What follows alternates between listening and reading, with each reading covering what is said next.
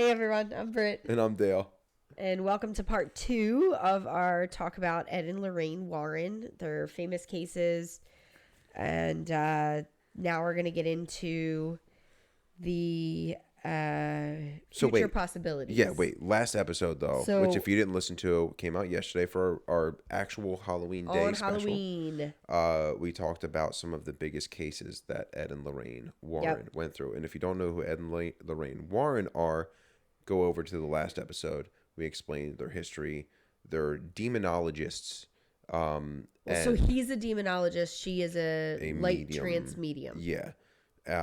Both of them are past, but both were. Yes.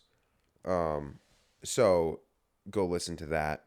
But we're gonna go through now the some what we think could be great future movies because their last cases were tied to some cool movies. Yeah, and the Conjuring universe really isn't showing any signs of slowing down. There's been a lot of interconnected things that I was a little bit surprised about. Like there's a couple recent ones that I wasn't aware of.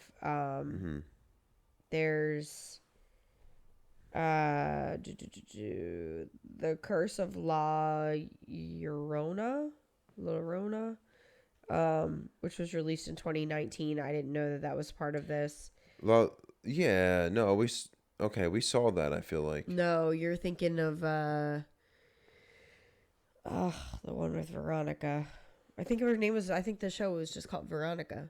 No, I'm thinking it was like the Curse of La Lorna or something. No, that was different. I don't know what you're talking about. No. Okay. I didn't see this one. Okay. You must have watched a lot of movies without me, is all I'm saying. You fall asleep during everything. No, I definitely did not watch this. Let me see the thing. Do you have it up there? The tagline says, "She wants your children." Definitely saw it. I didn't see this. Definitely saw that. Whatever. Nothing is sacred in this house anymore. All right. So. The Weeping Woman. You saw this? I'm pretty sure. You're a shit. Deal with it. Whatever. So apparently there's also some like comic books that tie in. There's like a DC horror segment now that's somehow related. And I don't know. There's like all sorts of crap that's like just all involved in the Conjuring universe now. There's a DC comic? Yeah. They gotta stop, man. Yeah, they're trying too hard to one-up Marvel, and it's not going to work. So anyway, so these are some cases that either haven't gotten as much media coverage or don't have their own movie yet, or had a movie but it wasn't done in the Conjuring universe, and we think that it deserves a redemption and could maybe get some justice if the Conjuring people got their hands on it. Yeah. And you know, the first two Conjuring movies, Lorraine Warren was a consultant on both of them, but she passed after the second one was produced, so we don't know how much the family will have input, but I'd be curious to see how much they use Judy, their daughter, in like consulting in the future, or if they're just going to kind of run with whatever they've got. But one of the first ones that I think is really interesting is the Borley Church haunting. So the grounds upon which the church is it an Indian burial ground? No. But it's housed multiple different religious homes since the 11th century. So it's been different ideations of religious sects. Like houses of worship, like different houses. Yes. Okay, gotcha. So the very first the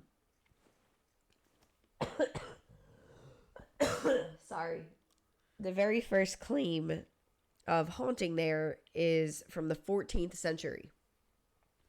following the execution of a nun who had an affair with a monk. But the first substantiated reports came in the 1860s. Okay. The Warrens had traveled to Essex, England to investigate the claims of ghostly chanting, ethereal organ music, accompanied by the ghosts of a monk and a nun roaming around the grounds. Mm-hmm. This served as the inspiration for the nun, but this would give you more of the backstory of a little bit. The nun didn't get into this particular church's haunting. It was more everything after that. Mm-hmm. So it would be interesting to see like kind of an origin story, which you know how I feel about those. But yes. And I see here you added in some pictures. Yeah. So, and we skipped over a section here. This is the second. Yeah. Well, yes, because this is the second episode that we're recording tonight. So we already drank our drinks. Oh yeah. And neither of us are, since it is currently 2:00 in the morning. We are not really interested in drinking more right now. I'm getting over being sick. Yeah, which is why we're both going to be coughing and sniffling and sneezing. Yeah. Hopefully not too bad. But our snacks include cough drops, because you need them, and candy. We have Starburst Minis. Yeah, because I'm feeling better to actually eat real stuff now. Which are fantastic. And a couple little sour belts hanging around. But the drink that we had was called the Annabelle Special. It was really good. Very good. I was pleasantly surprised. I had very, very, very low expectations. But it was a sipping drink. Absolutely. And it lasted the whole, 2-hour episode we just recorded? Hour and a half, hour and 40 minutes. I don't know. We were back and forth on it. We had a couple things coming and going here and there. Yeah. Yeah. Oh. Really? It's 2 in the morning and I've been sick for 4 days. It's 2 in the morning, Grandma. Where'd you get all the pink what is it, pink 50s? Yeah. In the morning, Grandma, you win. Oh my God. So, yeah, we're a little goofy right now, a little delirious, but we're gonna get through this together. We're running on fumes here. Yeah, I'm running on Dayquil and alcohol. I don't know about you, but yeah, we are. So, I did add pictures into this one. Some of these I was able to find pictures for. Some of them not. This first picture clearly has a monk in it. Yeah. Oh. A ghost monk. Is that not a real person? No, that's a real person there. But apparently there's a monk somewhere else in this picture. I don't see it. They say that the blurry set part on the left or the this blurry looks part. Like when my mom they say that the guy glasses on and takes a photo and has no fucking idea what happened. They say that this cloudiness next to the priest is the ghost of the monk. Like right under the cross. Oh, like immediately next to him? Yeah. Like following along with him, yes. That's what they say. I don't think I buy that. I don't buy that one. The next picture. This just looks like there was like something on the lens. Yeah. The next picture is a picture of the nun in the pew. I can definitely see the shape of a nun with the abbot on. Is that what it's called? Habit. H, yes. Abbott and Costello. No. More what I was thinking. No, not the same fucking thing. God damn you.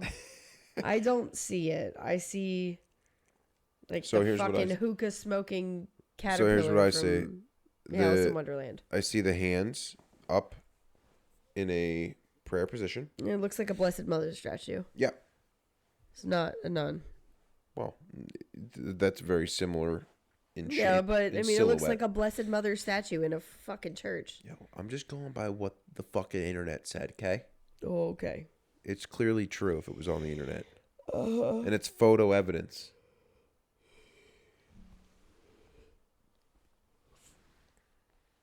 I'm tired, man. Well, yeah. I don't buy that one. I don't buy it either. That one, I don't. Yeah, these pictures clearly to me look like they are. Somebody's trying too hard. Awful pictures on film. Yeah, and they just had bad exposure. They look like ass shit. I got 3 more before I can go take this to CVS to be developed. Like, yeah. All Yeah, right. pretty much. Let me unroll this. Yep.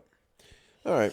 That's it for that one. Go to the next one. All right. So the next one is The Apprentice. So the Warrens' careers as paranormal investigators were inspirational to some people. Mm-hmm. Some people thought they were filled to the brim with bullshit, and some people were like, oh my God, that's what I want to do with my life. So there were others who followed in their footsteps. One of the big ones among these was John Zaffis, who was Ed's nephew and an expert paranormal investigator in his own right. He has over 43 years of experience combating infernal and spectral enemies. He's appeared on multiple TV and radio shows to discuss his cases, and he also lectures at universities and colleges. But he did get his start with the Warrens, so it wouldn't be too much of a stretch to have the studio kind of that would be cool to use him as a segue. So we talked about how, and if you didn't hear what we had talked about before, go back and listen to the last episode, but we talked about how the daughter and son-in-law are running the occult museum and keeping an eye on Nesper. But it would be interesting to see, because they are not paranormal investigators or demonologists in their own right. It would be interesting to see them kind of pass the torch. And I think this would be a cool way for the Conjuring universe to keep things alive in a more modern sense and have it transfer a little bit. I agree. So I'd be interested to see if that does come and you about. know what? What? Perfect timing, because they're doing this whole passing of the baton in X-Men with Wolverine, and like we said the Conjuring, they have a DC comic book, right? Yeah. So there's going to be some sort of passing of the baton. We just found out today or yesterday of Henry Cavill signing back on as Superman because of Black Adam coming in. And there's going to be some sort of tie-in there. But there's a lot of changes going on and like next generation stuff going on. Maybe it's a good time to pass that baton and actually keep the whole Conjuring thing rolling. Yeah. So, I like it. Yeah, and I mean, if not that, they could kind of go into their own direction and set up their own separate universe with his situation too. So, make his own little spin-off.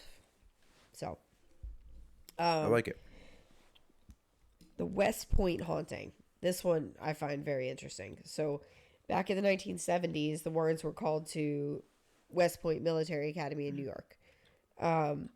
When they investigated, Lorraine felt the presence of an Irish cook named Molly, of all things. Go figure. An Irish girl named Molly. Molly Curran O'Callahan. She would knock over wine bottles and mess up freshly made beds. Now listen. I don't know a single Irish girl who's just going to knock over a wine bottle. They don't drink wine, they drink whiskey. Yeah, but you ain't going to waste it. I don't know. Nah. Knock it off the shelf to make room for the whiskey. The officers complained about ghosts moving objects around the quarters, and they later identified that ghost as a spirit named Greer. After some research, it was believed that the spirit was that of Lawrence Greer, who was a Buffalo soldier turned murderer. Oh, shit. However, after his trial, there is no record of what happened to the soldier. Really? Right?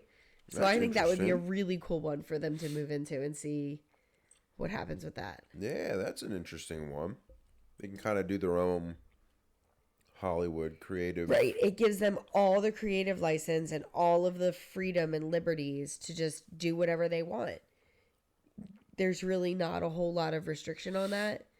And I mean, if you're going to be maybe not so true to the story, this is kind of the easiest one to run with.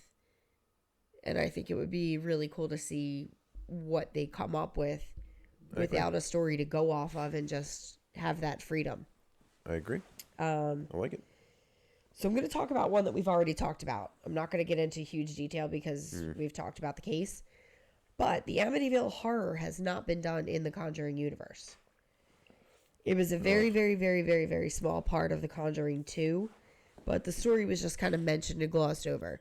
So all of the previous iterations that I mentioned in last episode of the Amityville Horror, every single one of those, like 18 or whatever it was, not a single one was done by the current Warner Brothers Conjuring production team.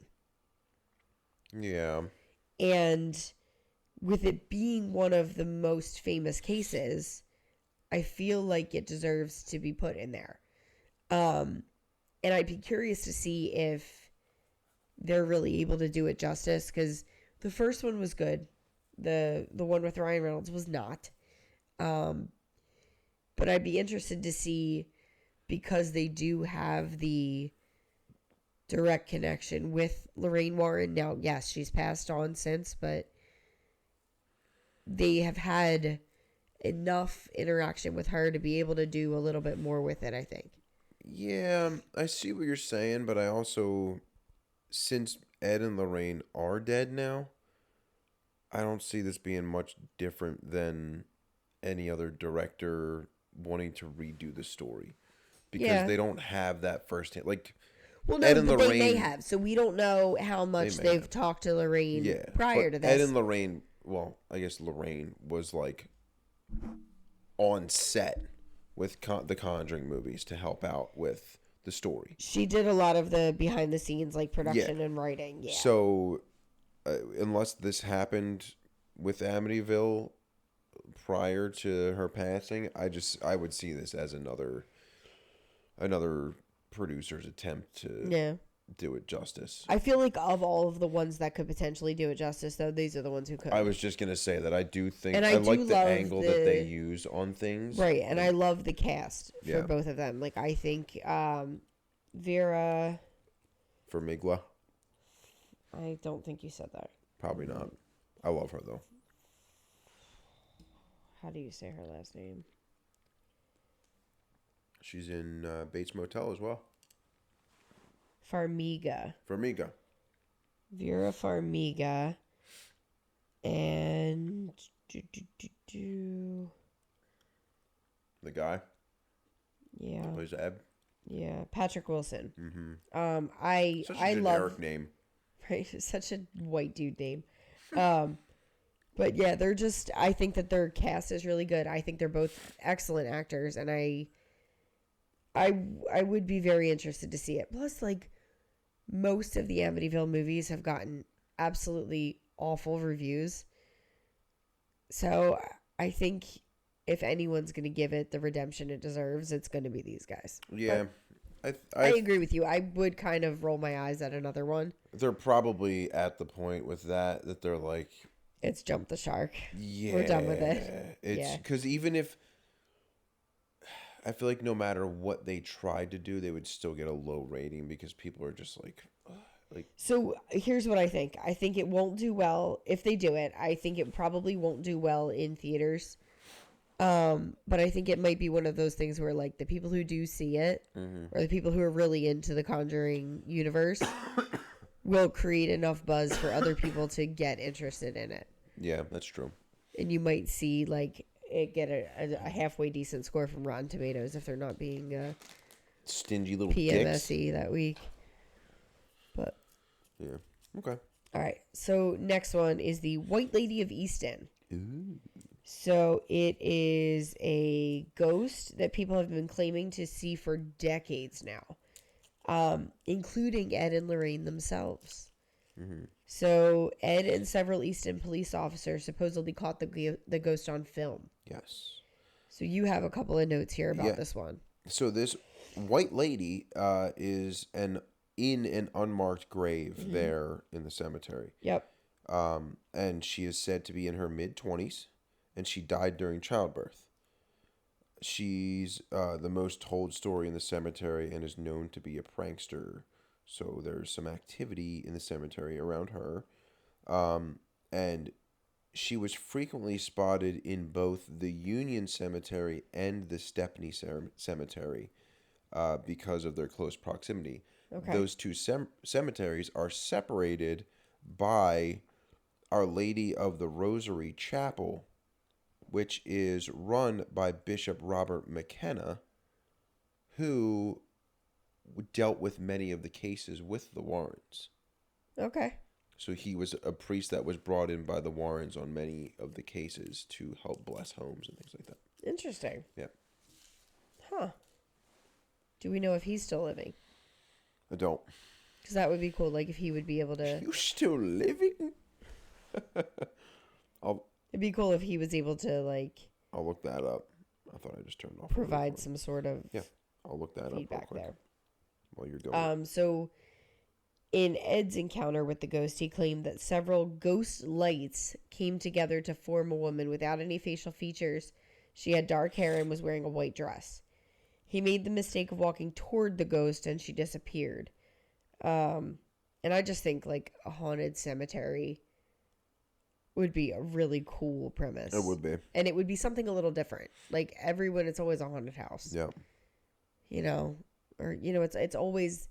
This family moves into this house and then the strange shit starts to happen. But, like, you could have the bishop who works at the chapel between the two cemeteries and have it be his story and his interaction with this particular ghost. And honestly, like, it would be kind of cool to not have one that's just horrible and demonic and miserable all the time. Like, she seems like she'd be kind of funny. So, I don't know. It might be kind of cool to have something different. Something a little... Yeah, a little more strange. light. Yeah. Maybe at the end you can have, like, Scooby-Doo and the gang come in and try to figure out who it is. Zoinks. Bishop McKenna is dead. Okay. Died in December of 2015. Okay. Well, I mean, if they chose not to go the direction of having her be like the prankster and just wanted her to be evil, she could be like the next nun. Like, she could be the next one to like carry through, you know, the next leg of the universe. So I like it. I like it. So next one is the South End Werewolf. Ooh. So this talks about the case of Bill Ramsey. He was one of the stranger cases that Ed and Lorraine had dealt with. When Ramsey was 9 years old, he apparently ripped a fence post out of the ground. Sorry. We're dying over here. Oh my gosh. No big deal. I'm moving shit. When Ramsey was 9 years old, he ripped a fence post out of the ground and began acting like a wild animal. Typical child. I mean, ripping a fence post out of the ground is a little... At 9, though, that's pretty impressive. Yeah, that's pretty crazy.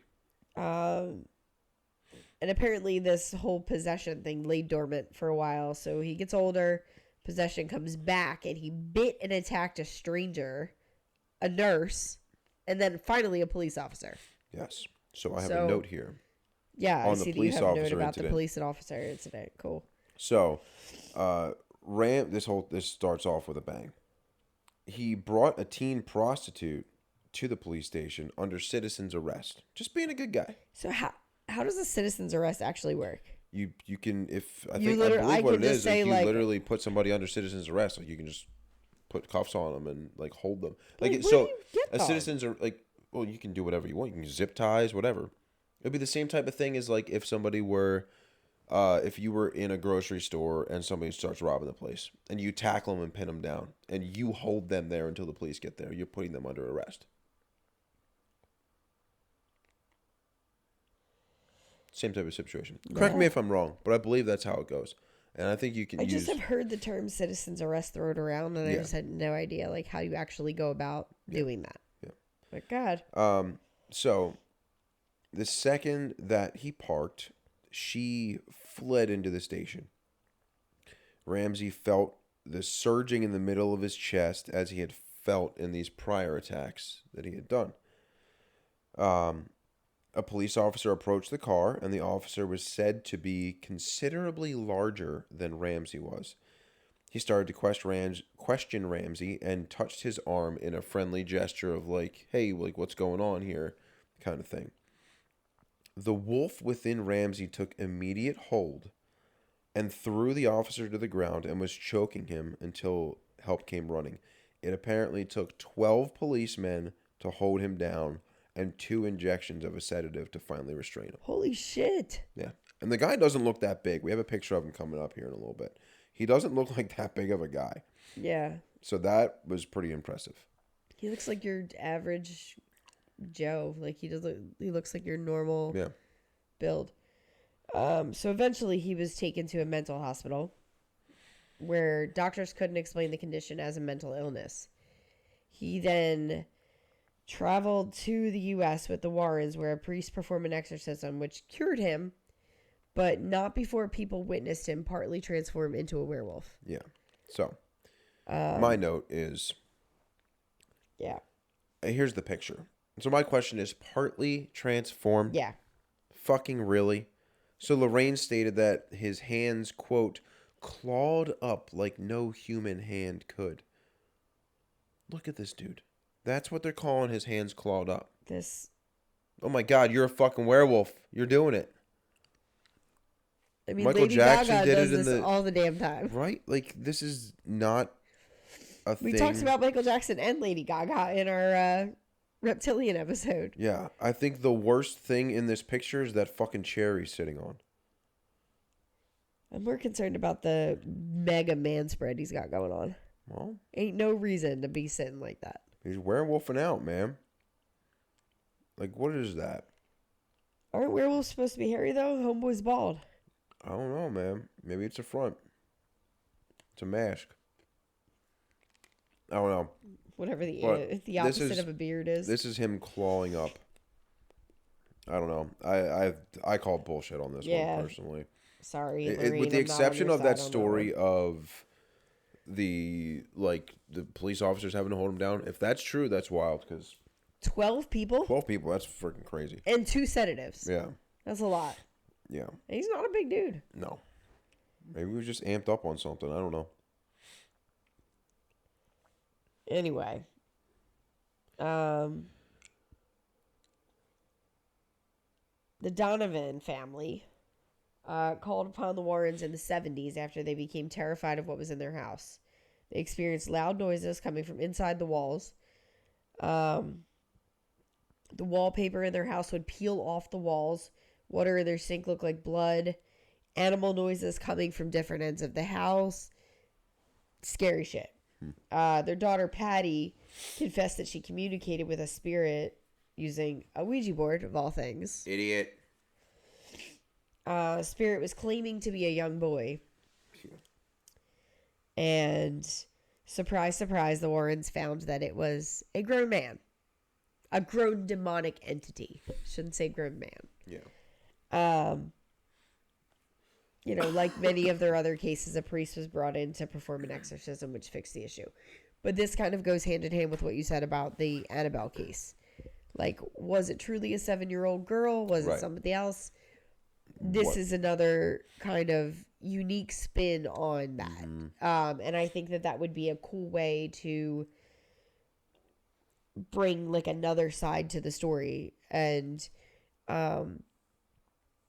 show how you can open your home to these things. Mm-hmm. It's not just we moved into this new house and strange shit started happening. Like, your life was normal before your kids started fucking around with shit she didn't understand. It was like, oh, I'm in this online chat room with a fucking 7-year-old dude, and really he's a fucking worshiper of Satan. Yeah.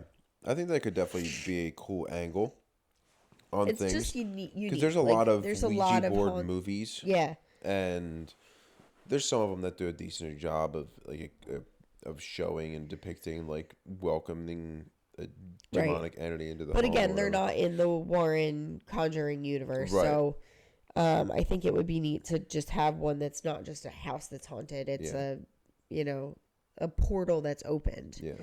It's not like I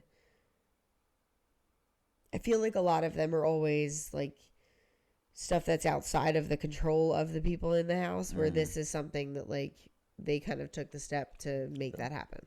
Just different. Yeah. So, The Haunting in Connecticut.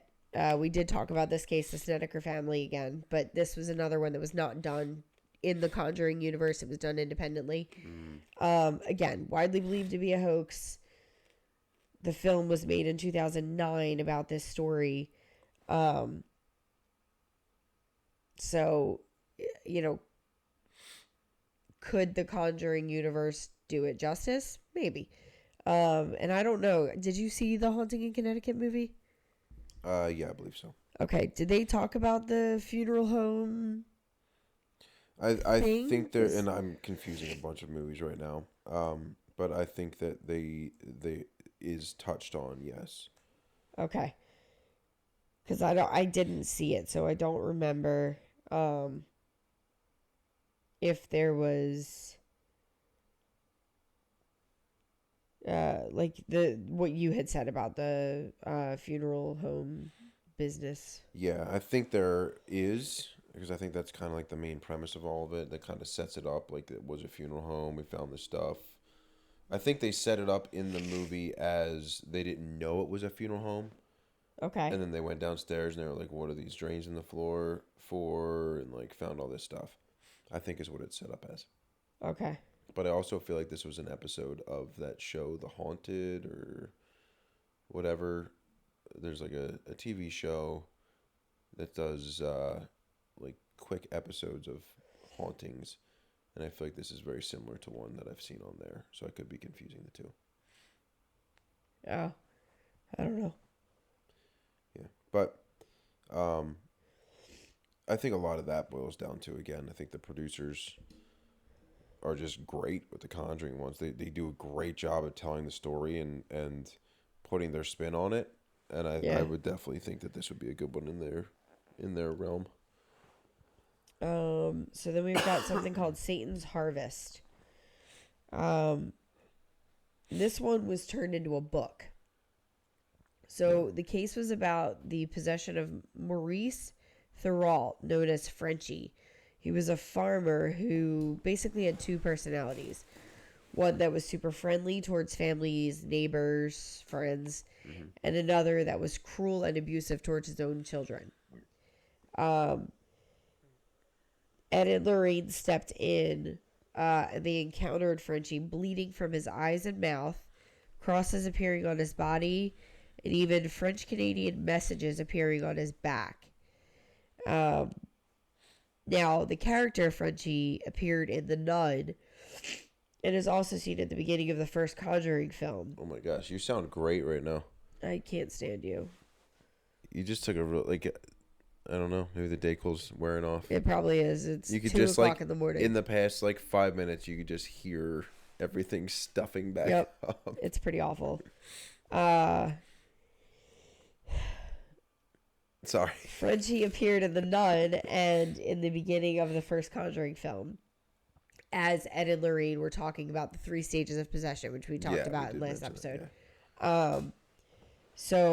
But everything that happened in The Nun with Frenchie is fictional. Yes. So I'd be curious to see if they do something with Frenchie's actual story. Right. Because the little bit that they did include him was not legitimate. Not enough. Yeah.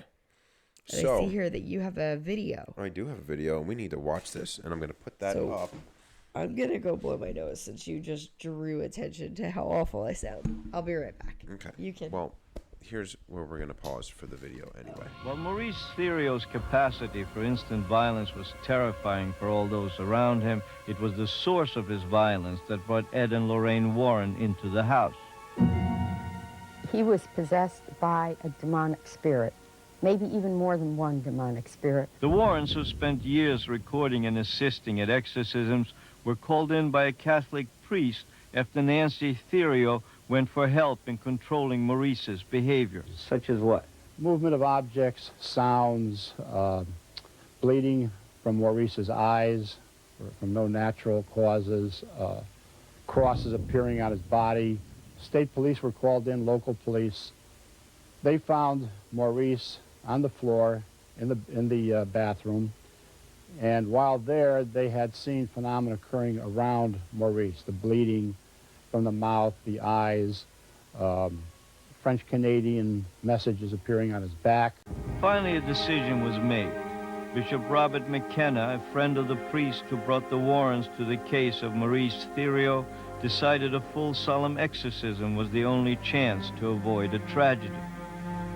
This is called the Ritual Romano, which is the ultimate in the rites of exorcism where Catholicism is concerned. He prepared himself. He went to the home. And the exorcism will be the first ever recorded on videotape. A tape that shows Maurice's face changing from this to this as the bishop chanted to cast out the devil. Nancy Theriault was present throughout the exorcism. When they were doing the exorcism on him, when he turned his head, I saw his face change. I saw the satanic look on his face.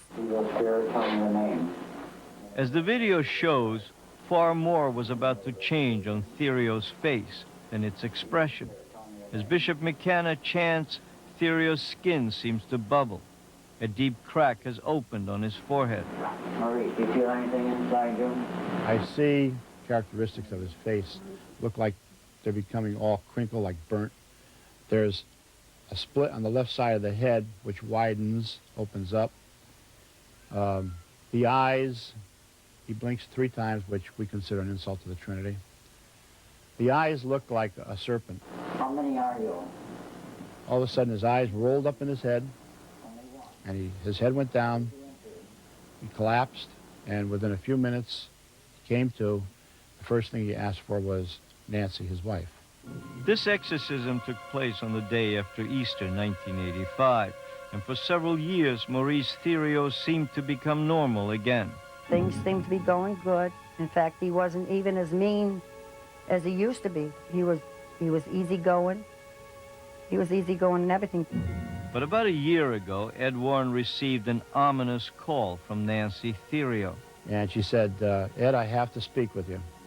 And she said, Maurice is going back into his old ways again. Blood is coming out of his eyes. He's doing things that he shouldn't be doing. He's threatening people. It was the beginning of the final tragic possession of Maurice. Do you ever dream about him? I haven't had one dream about that man since this happened.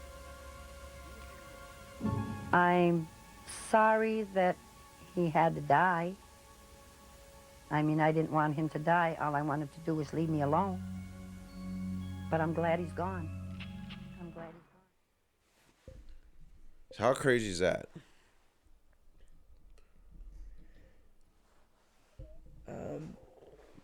Give me your thoughts.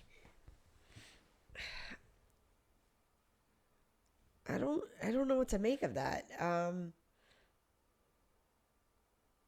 There's a lot to unpack there. There's a lot. So that's different clips that were strung together from a full-blown interview and documentary basically on it. And I didn't string them together, so I don't know what that whole documentary is. I wasn't able to figure out which one that was. But there's a lot there. But for me, the biggest thing is the video of his face during that exorcism. That's an intense, very quick change. His eye. When they show the picture of his back and say the crosses, I don't see any crosses. Oh, so I did. Okay, I didn't see anything. I looked at it a couple times. Like between his shoulder blades. Okay, it's barely like I was expecting like a reddened area.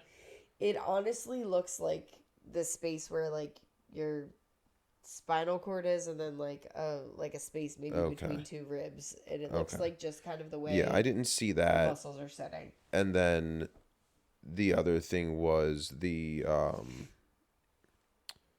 obviously they don't have video of like the blood coming from his eyes or anything like that, but that seems like a stigmata thing. I think so, yeah. But the physical change in his face and his eyes during that, and just his stoic behavior during that seemed very, very strange. Yeah. And obviously from the end of this clip that we just saw, from this world. Obviously he died I don't know if it was during an exorcism I of wanna know what the this heck second happened time to him. around, or what? But that was pretty. That's pretty wild too. So they mentioned the Bishop Robert McKenna. Yes. So he's the So same he one was that we on this talked case, about earlier. Yeah. Yeah, and Robert McKenna was on a bunch of cases with the Warrens. So I thought think that it was would be cool to tap into his, because that would be a cool way for them to, like, he could be a recurring character in multiple movies and kind of be a vessel to McKenna. yeah. Yeah. I mean, this kind of this guy too, Maurice, however they say it, he could be in a couple movies too. I mean, obviously Ed just said it was a two different possessions or the same possession, I guess. I don't know, but it was two different situations. yeah. So yeah, I thought that was kind of interesting though. What else you got? The Lindley Street haunting. So this is another haunted house case back in the 70s on a street called Lindley Street. Figured. They occurred a few years after the Goodwins adopted a girl named Marcia. So Gerald and Laura were a married couple who adopted a daughter. Okay. Right out or a couple years after they adopted her, several people claimed that they saw furniture moving by itself in their house, a crucifix shooting off a wall. And this is another one that had like neighbors who witnessed things, friends and additional family who witnessed other things. One of the creepiest things is some of the people have claimed to have heard Marcia's pet cat speak. Weird. One reverend even claims to have heard Sam the cat singing Christmas carols in the basement. What? What the fuck's in the water in this places? So Marcia supposedly confessed that it was a hoax at some point. Now, how the hell you get a cat Marcia. to speak and to sing Christmas carols, I'll never understand. It's a cool party trick, though. Right? She's like a ventriloquist. She could go to Vegas. So she's the cat hoaxer, and Janet is the dog whisperer. Yeah, which we didn't talk about her on this episode yet, but go back and listen to Janet. Janet barks like a dog and pees on things. She can levitate too, apparently. Poor Peggy, man. You know those 4 kids gave her a fucking run. Yep. A single mom to 4 kids. What were they? 13 to 7, I think were the ages. Lunatics. Kids are fucking vicious. But yeah, it would be interesting to see if Warner Brothers Christmas carols though wanted to adopt. Well, I mean, whatever. Maybe it was Christmas time. Chris, am I keeping you up? Yes, it's 2:30 in the morning. Yeah, sorry. All right, 2 more here. So, I have to do it. As much as I hate to do it, I have to. It would be interesting to see how Ed and Lorraine got their start. I hate origin stories. I hate them. I do. I think they're so overdone. But in this case, I don't hate it. There is enough known about their life prior to becoming paranormal investigators that I don't care about their life before they were paranormal investigators. No, but it would be interesting to see how they came to be. Come to known as. Come to be known as. No, it would be cool to see how they got their start. Because we were introduced to them. They were fully fledged, married couple, already well-respected, well-renowned paranormal investigators. But it would be cool to see how they, Lorraine gets this feeling about a house and Ed decides to paint it, or like it would be cool to see that aspect of it. Yeah. And how they got into the bigger cases. Well, no, even before they got their big case. No, but what led them up to their big case. Yeah. Exactly. So how they like the little climbed that things ladder. and how they honed their skills, or maybe not skills. How they marketed it, I think would be cool to see. You know how I feel. I hate an origin story. I think they're so overdone. I don't need something to go back in time. I need something to propel forward. Yeah. But in this case, it's not like it takes away from the story to go back and talk about that aspect of it. So I think it would be interesting to see that part of their lives play out. Yeah, I could see it. And then last one, you know, and it would be cool to see how, you know, even with Ed, his personal story of his house being haunted, him seeing orbs when he was like 5, Lorraine seeing auras around people, like them basically growing up together. Like, it would be cool to see how that connected them in a way that no one else around them could understand. Yeah. I just think it would be neat to see that aspect of it. Yeah.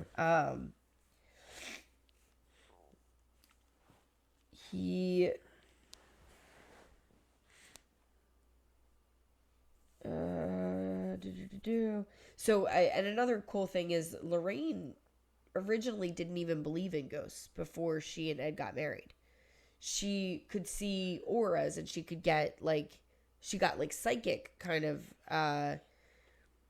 feelings. Like, she knew psychically that she was going to marry Ed, but it had nothing to do with ghosts from that medium perspective. She could see auras around living people, but she didn't believe in ghosts. Right. And then Ed kind of showed her this other side of the world. And it would just be cool to see if they tie in Ed's Navy ship almost sinking in World War II.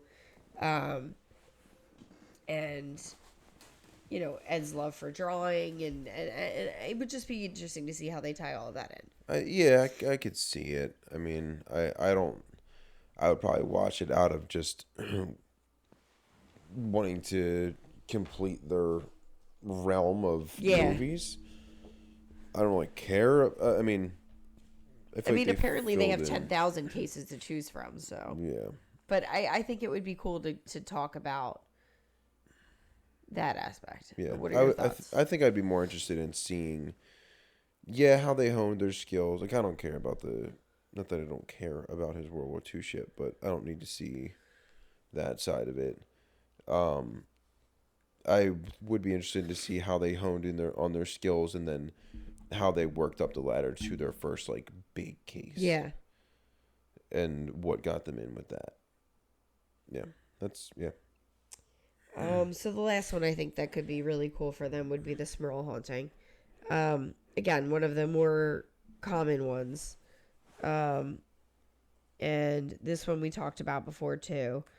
So this was your girl Janet.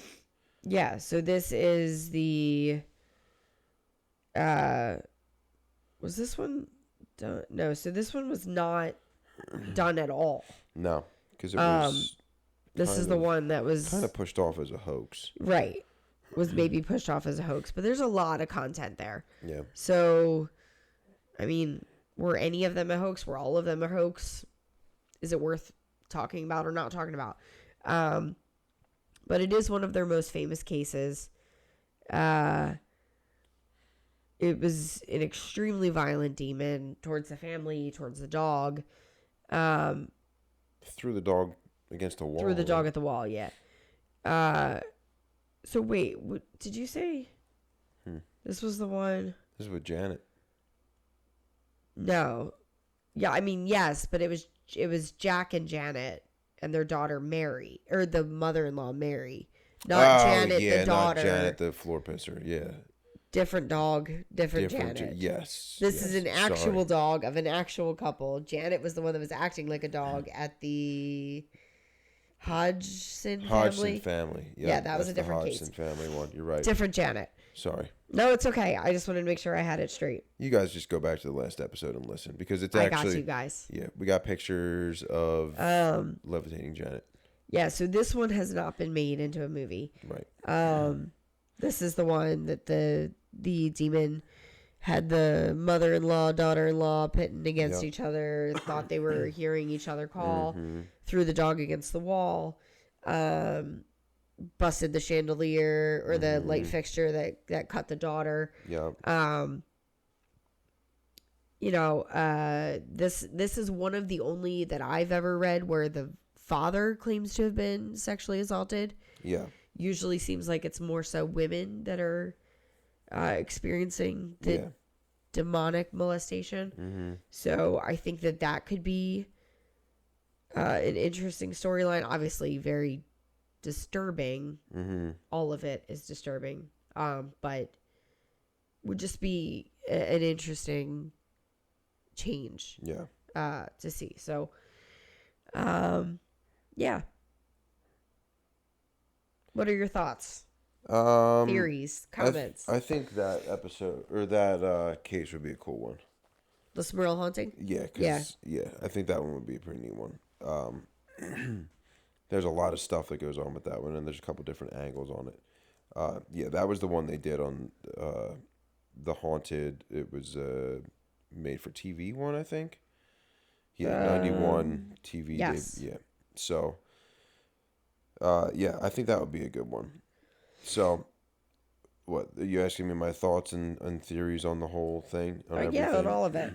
So, meshing last episode together with this episode, because last episode we talked about a bunch of the cases and the history of the Warrens. My thoughts were that I think this paranormal stuff is awesome. Me too.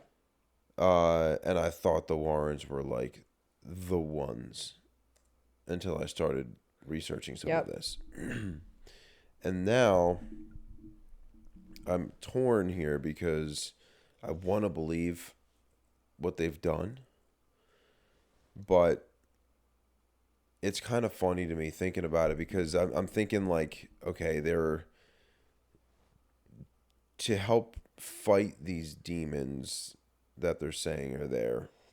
They're these devout Christians and have all these priests on their side and things like that, right? Yeah. So, but are they actually? I mean, they've I would think so. They've gotten the Catholic Church to do a ton of exorcisms, and that doesn't mean they themselves are Catholic. I would think that they are. I mean, from the movies, I think that they are. What do you got? I don't know. I would assume so. Operating under the assumption that they are. They have these priests that they're in the Catholic Church that they're having sanction these exorcisms. If this they were members of the Roman Catholic Church. Okay, so they're devout Christians. They held the belief that demonic forces are likely to possess those who lack faith. Right. So very faithful people. Yet, if this is a hoax, now not only are they lying to their paranormal community and stringing them along for all of this, but they're lying to the church as well, which is a strict teaching of the church to not do. So I don't know, is this one of those cases of they just got so wrapped up in it they were like, no, we can't, we got to keep going with it? Or money. But I mean, listen, I think there's bad stuff out there. I've had that feeling of something's something's watching, or dread, kind of there's hairs on the back of your neck stand up, and you're like, I don't know. I've had those feelings, and there's evil in the world, obviously. But I don't know. It stinks because I did believe in a lot of their stuff, and now I really don't. After researching for this episode, there's a lot that I'm like, it's probably not true. And that kind of sucks. It kind of ruined it for me. Yeah. I have to say I was disappointed in finding out what we did about them. And actually, I have a bit to add to something that really I alluded to the fact earlier that Ed gives me the ick. Yeah. And I'm going to... Did you read anything about him personally? No. Okay. So, there's a woman named Judith Penny. Okay. She, in a sworn statement from Penny, she accuses Ed of a 40-year-long relationship with her that started when she was underage at the age of 15. Okay. She moved into their house under the basis that she would continue a relationship with Ed. Okay. So she moves in with Ed and Lorraine. Lorraine knows about it. Okay. Penny gets arrested for moving in with a married man. All of this is still... Penny. I thought you said her name was Judy. Well, her last name's Penny. Okay. Judith Sorry. Penny is her name. Okay. She lived with the couple as Ed's lover for 4 decades, living in the bedroom opposite the one occupied by the married couple. Later, she moved to an apartment above the house that was specially built just for her. And the couple would tell people that she was either a niece or a poor girl that they took in out of the goodness of their heart, like out of a charity, whatever. In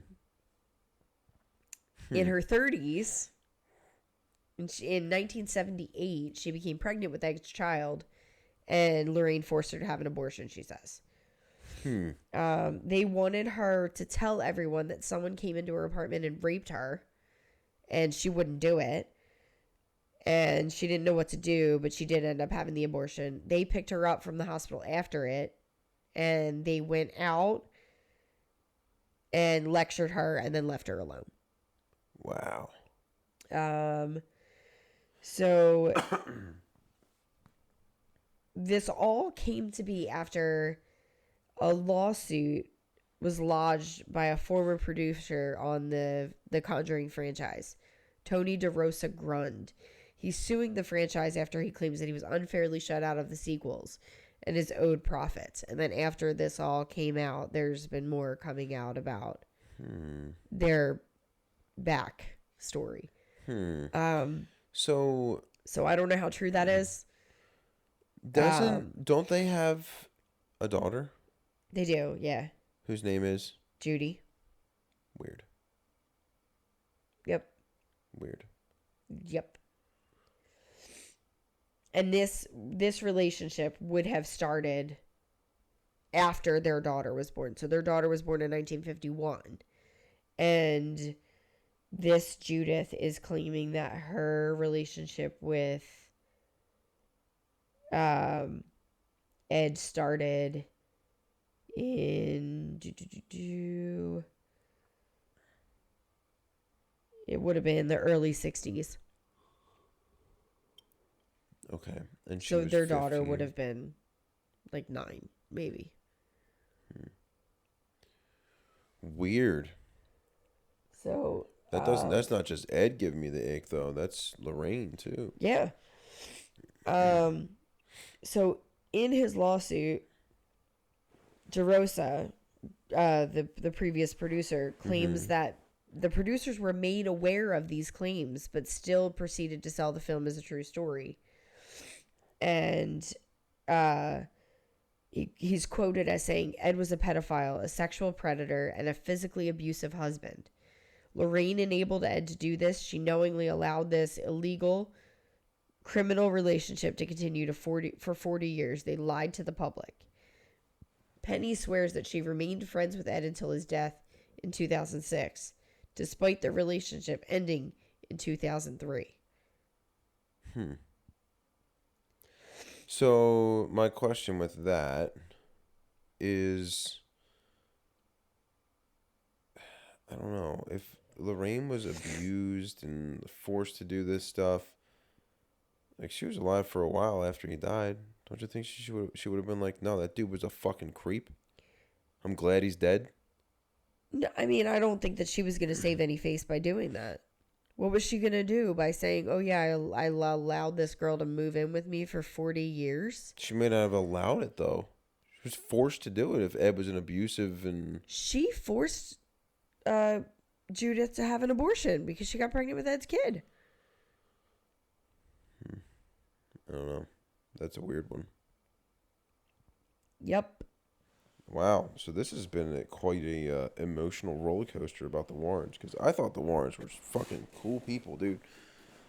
I'll just stick to Patrick Wilson and Vera Farmiga. Yeah, I was just gonna say that. I'll stick to the characters in the movie because they're cool, but yeah. Jesus Christ. Yeah, heavy. That is heavy. Wow. Yep.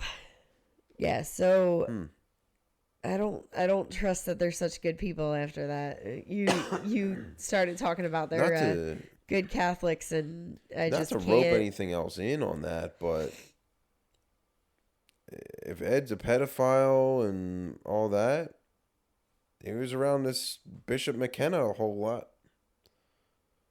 What do you mean?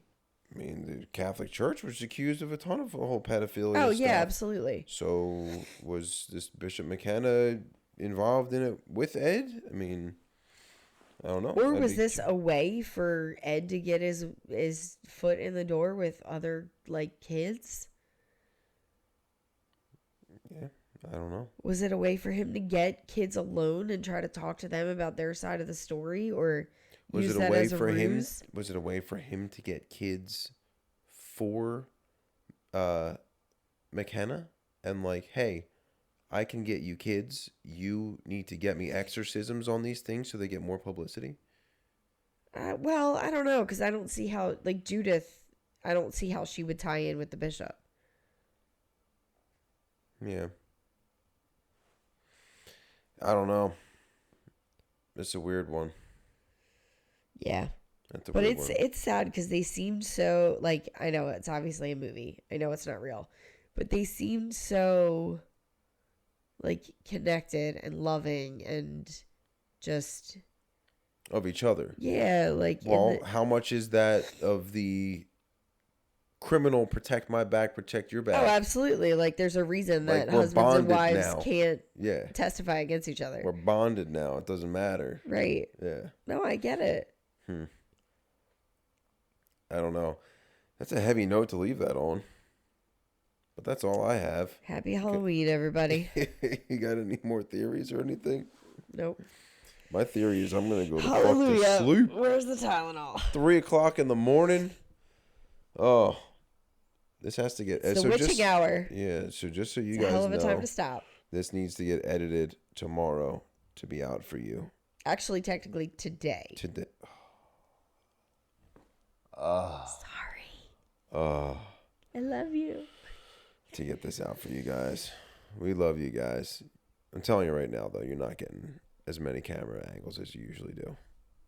Because I don't think that many people watch it. I think a Probably lot of not. people listen to it. Actually, let us know that too. Yeah, I was like just if you're gonna say that. Let us watching know. versus listening, drop us a little note of how you're receiving the media and what your preferred platform is. If you're using YouTube, Spotify, Apple Podcasts, Google Podcasts, like what are you using to check us out? And are you running into any snags? Are you noticing any issues on any of the platforms? Or just let us know what's happening. Cool. Awesome. Yeah. So check out the link tree in the description. That's going to have all of our accounts for our social media and all the places you can listen to us. That will also have, I believe it has our phone number on it. If it doesn't, the phone number will be in the description below. It's 267-450-9448. We still haven't set up our voicemail, but it's us. So give us a call, shoot us a text. We would love to hear from you, and we'll play your messages on the podcast too if you leave us a message. Yep. So, yeah. And hopefully we sound better next episode. Oh, we will. I will. You'll probably be just starting. We don't have any more drink, but I think maybe we do a toast using... I don't want a cough drop. Cough drop? Well, you can do it for a toast. I don't want to. What are you going to do for a toast then? I'll squeeze a lime. Squeeze a lime for a toast. Oh, there's a little sip. I can make it happen. You can do your cough drop if you want. No, I got a little sip in here too of our Annabelle special. So this was a good one. I liked the drink. Good drink. That was an up. The Warrens are probably full of shit. That's a down. But the movie series they're good. That's an up. Yeah, and Ed was a pedophile, so. That's a down. But we need to end And it on, Lorraine was in on it. which is a down even more. We're supposed to end it on an up. But maybe their nephew is cool. Their nephew's probably cool. Maybe they should do a... To the nephew, To not the being nephew. a dickhead. A toast to the atypical. A toast to the nephew. Cheers to all of you. Good night. See you on the next one. Thank God. Hallelujah and holy shit. Where's the Tylenol?